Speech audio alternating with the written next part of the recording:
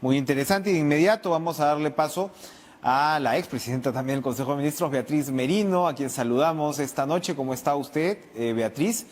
No le voy a preguntar si se alcanzó a inscribir en algún partido.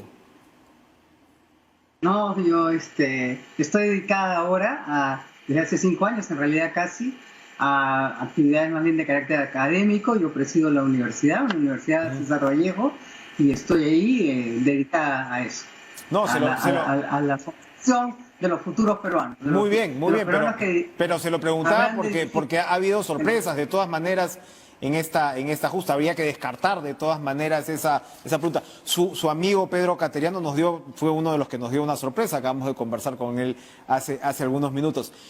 Pero ya descartando esa posibilidad, lo primero que quería preguntarles, ¿cómo ve este panorama electoral en una situación tan compleja, con 24 partidos, con posibilidad de participar, la derecha atomizada, la izquierda ni qué decirlo, y el desafío gigantesco que tenemos al frente?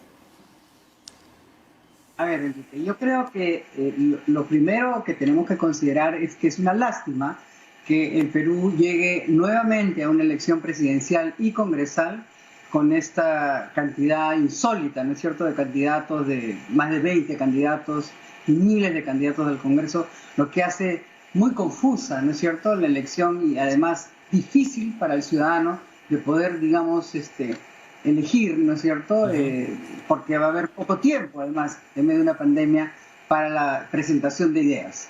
Esto es lamentable, y esperamos que en el futuro, ¿no?, la reforma política que se empezó recién en estos años nos lleve a un escenario diferente, donde, por ejemplo, el Congreso pueda establecerse en la segunda vuelta, de tal manera que el presidente, el elegido en la primera vuelta, pudiese ser, digamos, formar mayoría en el Congreso en la segunda vuelta.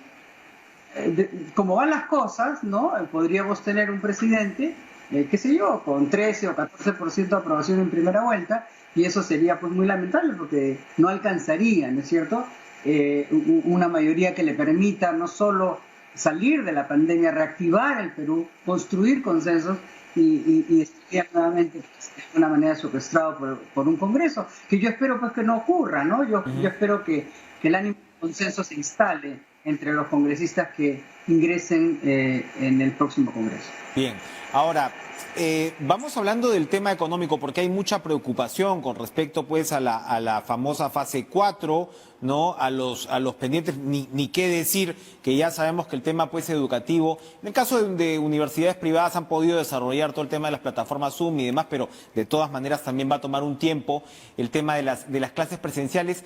En lo inmediato, ¿cómo observa la reapertura o el impulso económico en momentos tan complejos como este? Mire, Enrique, lo nuevo, lo diferente, ¿no?, y vamos a explicar las razones, es que la recuperación del Perú, la recuperación económica, va a ser, digamos, más rápido de lo que pensábamos. Y la razón es una razón dolorosa y desgarradora, porque es el hecho de que en el Perú se han muerto 60.000 personas, que a una tasa de mortalidad de 1 por 200, según cifras del SINADEF, ¿no?, que son las diferencias entre los que se murieron el año pasado y los que se han muerto este año, no habiendo habido ninguna razón especial como una guerra o un terremoto o algo así. Entonces, es previsible que esas diferencias han sido por COVID. Entonces, si en 1 en 200 mueren, se han muerto 80.000, quiere decir, por una matemática simple, ¿no?, que es 5 de mortalidad, la mitad del Perú ya estaba contagiado hoy día, ¿no? El presidente ha hecho 40%, pero las matemáticas nos dicen 50%. Y si eso es verdad, ¿no?, y eso en realidad es verdad, ¿no?, ¿dónde nos encontramos hoy día? Nos encontramos en que la economía que se paralizó como consecuencia de una cuarentena sumamente estricta, ¿no?, va a abrirse o se está abriendo en medio de un panorama sanitario completamente diferente. Un panorama sanitario, la mitad de la población ya está contagiada, ¿no es cierto?, y por lo tanto ha construido, digamos, su sistema inmunológico con respecto de la enfermedad. Los casos de reinfección son muy raros hasta ahora en el mundo. Y la vacuna, en realidad yo pienso va a llegar, pero va a llegar un poco para cerrar el círculo, ¿no? En realidad ya casi todo el país, ¿no? Va a estar inmune, como fue en Iquitos. Iquitos, que el 70% de la población se inmunizó. Y el tema es de que sí, probablemente caerá este año alrededor de 12%, ¿no? Y quizá menos, ¿no? Pero que podemos mirar la política con un cierto optimismo real, ¿no? Porque mientras otros países van a empeorar en materia económica, nuestra macroeconomía en el 2021 probablemente va a mejorar y esperaríamos unos crecimientos del orden de 5 a 10%. Ahora, esto se ha construido sobre la dolorosa realidad de 80.000 peruanos que murieron y que francamente no tenían por qué haber muerto en ese número. Y le voy a dar... En los Estados Unidos, que tiene una población 10 veces mayor, hay 330 millones de norteamericanos, hasta el día de hoy hay aproximadamente 7.5 millones de contagiados. En el Perú habrían 16. Perú hoy día tiene el triste, privilegio, triste, no es un privilegio, la triste noticia de ser el primer país en el mundo en el COVID.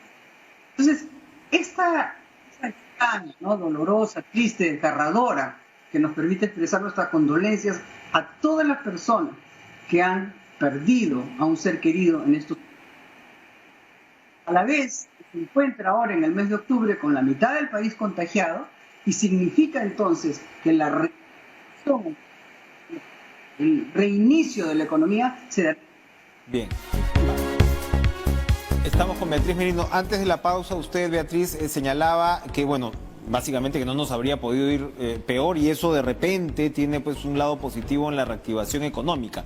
Pero dijo usted que el Perú había sido el primer país que, ¿qué? Porque ahí justo se nos fue el audio. Claro, el Perú ha sido, digamos, el país que ha logrado... ¿Aló? Sí.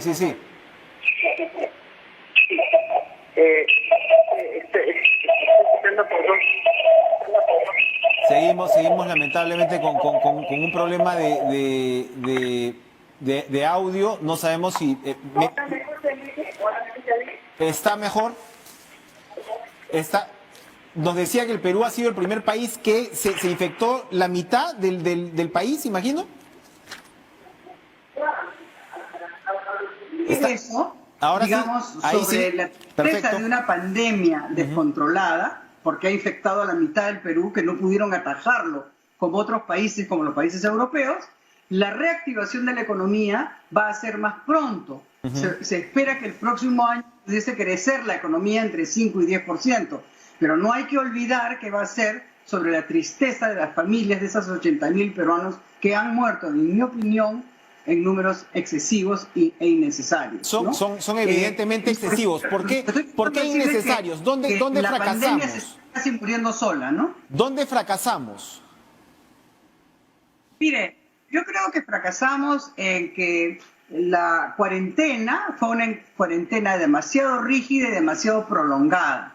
Y digamos, además, y el Estado se sustituyó, como hoy día se quiere sustituir todavía en las personas mayores de 65 años, en tomar todas las decisiones, y fueron malas decisiones para los ciudadanos. El hecho de no haber controlado los mercados desde un inicio, el hecho de no haber conseguido coaliciones para llevar, por ejemplo, alimentación a los barrios o a las personas de menores recursos, el hecho de no haber conseguido que, por ejemplo, las Fuerzas Armadas llevaran alimentos y atención de primera línea, ¿no? El hecho de haber cerrado en Lima, por ejemplo, los hospitales de solidaridad durante meses, el hecho de haber hecho esos famosos días de un día hombre, un día mujer, experimentos, ¿no?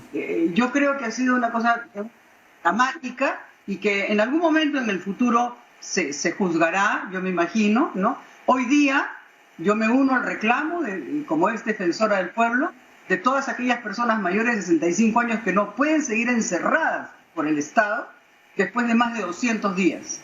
eso es básicamente tratarlos como niños y pretender que el Estado puede cuidarlos mejor que lo que se pueden cuidar ellos mismos. Y estoy segura que el Consejo de Ministros el día de mañana habrá de tomar la decisión correcta de derogar el Decreto Supremo 116 y el Decreto Supremo 162, como ya muchas personas lo vienen reclamando. Bien, volviendo al tema económico, hoy el presidente Martín Vizcarra pues ha dicho que se volverá al estado prepandemia en 3 años. Usted acaba de señalar cuál es el dramático precio que estaría pagando el Perú por tener una recuperación relativamente rápida. Pero lo que le quería además añadir ahí es, si estamos hablando de la campaña, si estamos hablando, por supuesto, independientemente de las fallas de política que, como usted señala, se tendrán que evaluar, estamos hablando que la informalidad en el Perú pues ha sido un excelente aliado de la pandemia, ¿no? Para que esta pues se multiplique como se vio acá. ¿Qué ideas deberíamos también poner sobre la mesa para la campaña del 21 en torno a la informalidad? Hasta ahora el Perú no logra salir de alguna manera adelante con un fenómeno que también, así como usted señala, el resultado de la pandemia en el continente, pocos países tienen el grado de informalidad que tiene el Perú. Claro, pero la informalidad no es un fenómeno nuevo ni apareció con la pandemia. En todo caso se ha agravado con la pandemia. Sin duda. Si antes 7 de cada 10 peruanos eran informales, hoy 8 de cada 10 peruanos son informales porque han perdido su trabajo, el trabajo formal que ya tenían, ¿no? Entonces esa era una realidad que el gobierno no podía ignorar. Entrando a la pandemia sabía que esa era nuestra realidad en el Perú. Ahora, volver al nivel económico prepandemia significa que todo se debe hacer bien de ahora en adelante.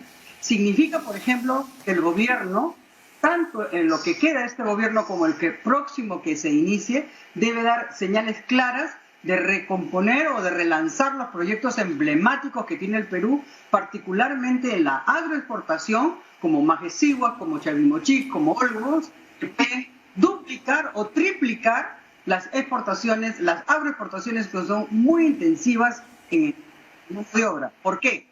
Porque el problema no va a ser por la producción, no ha habido quiebras masivas de empresas, lleno de quiebras masivas de empresas. Reactiva Perú inyectó 60.000 millones de dólares a la economía, a la producción, y se convirtió en una especie de respirador que le dio oxígeno a las empresas peruanas. Y por eso no han quebrado masivamente.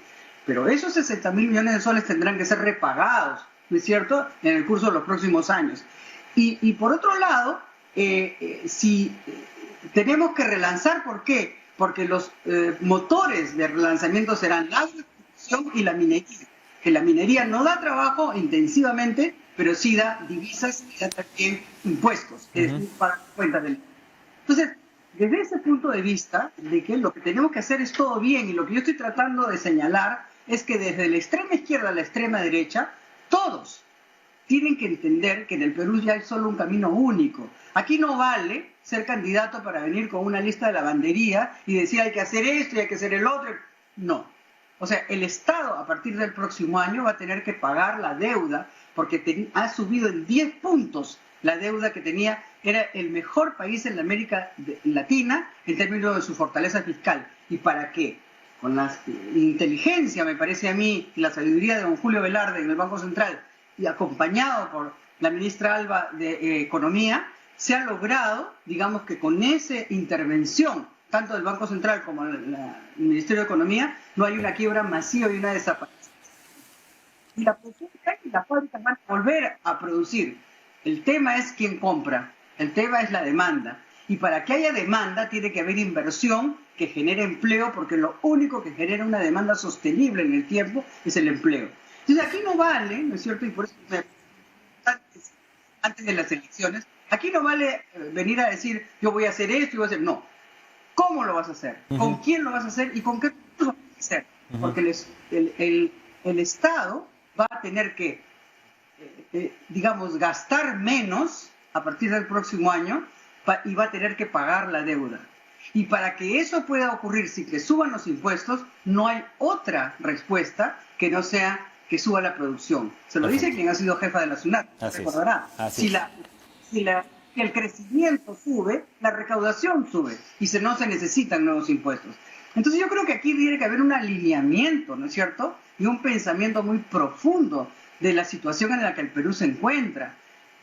Digamos, ha habido un desgarrador dolor de las familias peruanas, pero entonces eso nos ha puesto en una situación que no esperábamos, una situación que nos permitirá recomponernos. No pueden arruinar, ¿cierto? No pueden arruinar. A ver, ¿cómo le explico?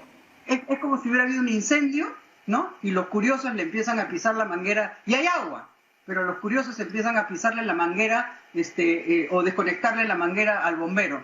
No, tenemos que apagar ese incendio, ¿no es cierto? Y tenemos que rápidamente reconstruir el Perú. Así es. Muchas gracias, Beatriz Merino. El tiempo en este caso nos pisa la manguera. Gracias por estar con nosotros en Cara a Cara. Vamos a ir